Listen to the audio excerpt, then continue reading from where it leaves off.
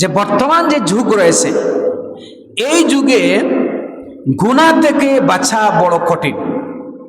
আমরা গুনাহ এবং তওবার উপর আলোচনা করছি। গুনাহ থেকে বাঁচা বড় কঠিন। প্রত্যেকটা মানুষ আজকে গুনাহর সাথে জড়িত, ব্যক্তিভাবে, পারিবারিকভাবে, সামাজিকভাবে, দেশীয়ভাবে, জাতিগতভাবে প্রত্যেকটা মানুষ কিন্তু আজ গুনাহর সাথে জড়িত। কথা ঠিক বললাম কিনা ভাই, জুড়ে বলেন? কোনো না কোনো ভাবে জড়িত। এখন এই গুনাহ থেকে আমরা কিভাবে বাঁচব? গুনাহ থেকে কিভাবে আমাদের অন্তরকে, কলবকে আমরা কিভাবে পরিষ্কার করব? আমরা তো গুনাহ থেকে বাঁচতে হবে, ঠিক কিনা ভাই বলেন? গুনাহ থেকে আমাদেরকে বাঁচতে হবে।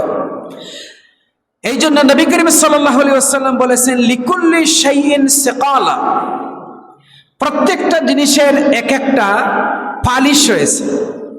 পালিশ বলা হয় যেটাকে পরিষ্কার করা হয়, যে জিনিস দিয়া। জুতায় যদি ময়লা লাগে তাহলে জুতাকে সুন্দর করার জন্য আমরা জুতার পালিশ ব্যবহার করি, ঠিক কিনা ভাই বলেন? আপনার আমার কাপড়ের ভিতরে যদি ময়লা লাগে, ময়লা আমরা কিভাবে পরিষ্কার করি? আমরা সাবান দিয়ে পরিষ্কার করি, ঠিক কিনা? সাবান দিয়ে পরিষ্কার করি। লোহায় যদি মরিচা পড়ে, দাঁতে যদি মরিচা পড়ে, দাকে আমরা কিভাবে পরিষ্কার করি? খামারের কাছে নিয়ে এগুলাকে ভালোভাবে আবার নতুন করে আমরা পরিষ্কার করি, ঠিক কিনা? এইভাবে করে প্রত্যেকটা জিনিসের এক একটা পালিশ রয়েছে। এটাকে সুন্দর করার জন্য, এটাকে নিখুঁত করার জন্য, ভালো করার জন্য এক একটা পালিশ রয়েছে। এখন আমরা যদি গুনাহ করি, গুনাহ তো হতেই পারে, গুনাহ, আমরা তো গুনাহ করি, সব সময় গুনাহ করি। এখন গুনাহ করলে নবী করিম সাল্লাল্লাহু আলাইহি ওয়াসাল্লাম বলেছেন, গুনাহ করলে কলবের ভিতরে একটা দাগ পড়ে যায়। দাগ পড়ে কিনা দেখেন, চোখের ভিতরে ছানি পড়ে। ছানি কাকে বলে? ছানি বলা হয় চোখের উপরে একটা পর্দা পড়ে। চোখ কিন্তু ঠিক থাকে, চোখ কি থাকে? চোখ ঠিক থাকে, চোখের উপরে একটা পর্দা পড়ে যায়। ঠিক অনুরূপভাবে আমরা যারা গুনাহ করি, গুনাহ করে করে আমাদের কলবের উপর একটা কালো দাগ পড়ে যায়। এই কালো দাগ, এখন কলবের উপর যদি কালো দাগ পড়ে, যার যতটুকু দাগ পড়বে সে ততটুকু গুনার ভিতরে লিপ্ত হবে। গুনাহ করে করে মানুষ যত গুনাহ করবে তত কালো দাগ পড়বে, আর যত কালো দাগ পড়বে সে তত খারাপের দিকে যাবে, তত তার আমল খারাপ হবে, ঠিক কিনা?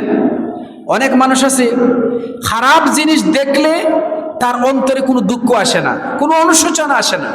গুনাহ একটার পর একটা করে, একটার পর একটা করে, কোনো অনুশোচনা নাই। কারণ কি? অনুশোচনা আসবে না এই জন্য, কারণ তার কলবের উপরে ছানি পড়ে গেছে, দাগ পড়ে গেছে, যার কারণে তার অনুশোচনা আসে না। কারো অন্তরের ভিতরে যদি দাগ না থাকে, কলব যদি পরিষ্কার থাকে, একটা গুনাহ করলে কিন্তু ছটফট করবে, একটা গুনাহ করলে কিন্তু সে মনে করবে, আরে আমি তো গুনাহ করেছি, সে শান্তি পাবে না। এই জন্য দেখবেন যারা 5 ওয়াক্ত নামাজ পড়ে, কোনো সময় যদি নামাজ ছুটে যায় তাহলে শান্তি পাবে না। এক ওয়াক্ত নামাজ ছুটলে সে শান্তি পাবে না। যারা গুনাহ করে না, এরা যদি কোনো সময় গুনাহ করেই ফেলে, সে কিন্তু আর থাকতে পারবে না।